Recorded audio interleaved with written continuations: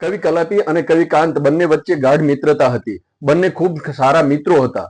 બંને વચ્ચે ખૂબ સારી એવી દોસ્તી હતી અને એના કારણે થઈને કવિ કાંત છે એ કલાપીના મિત્ર, માર્ગદર્શક અને મદદગાર હતા. ઘણીવાર કલાપી છે એ કવિ કાંત પાસેથી પ્રેરણા, પ્રોત્સાહન અને માર્ગદર્શન મેળવતા હતા.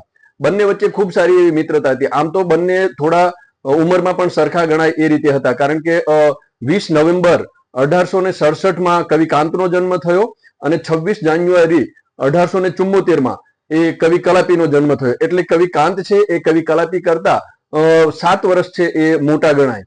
પણ મોટા હોવાને નાતે થઈને ઘણું બધું માર્ગદર્શન છે એ કલાપી છે એ કાંત પાસેથી મેળવતા હતા.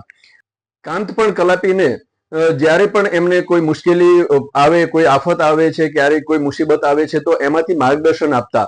અને ઘણીવાર કલાપીએ એ પત્રો દ્વારા પણ કવિ કાંતને એની જાણ કરેલી છે કે પોતાના ઉપર કોઈ દુઃખ આવે છે, કોઈ દર્દ આવે છે, કોઈ મુસીબત આવે છે, કોઈ મુશ્કેલી આવે છે તો કલાપી છે એ પત્ર લખીને કવિ કાંતને એની જાણ કરતા અને કવિ કાંત છે એ પત્ર વાંચીને એનો જવાબ પણ આપતા અને એનું માર્ગદર્શન આપતા.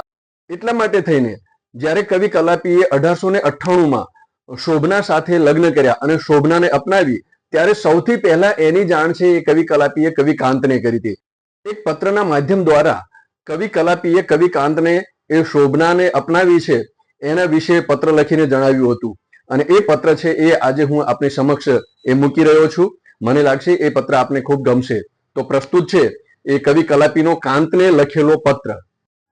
પ્રિય આત્મજન કાંત, તમને વાંચીને બહુ દુઃખ થશે, પરંતુ સર્વની પરવાનગી પછી, એના માલિકોની ઈચ્છા પછી ગઈકાલે મેં શોભનાને મારી કરી છે.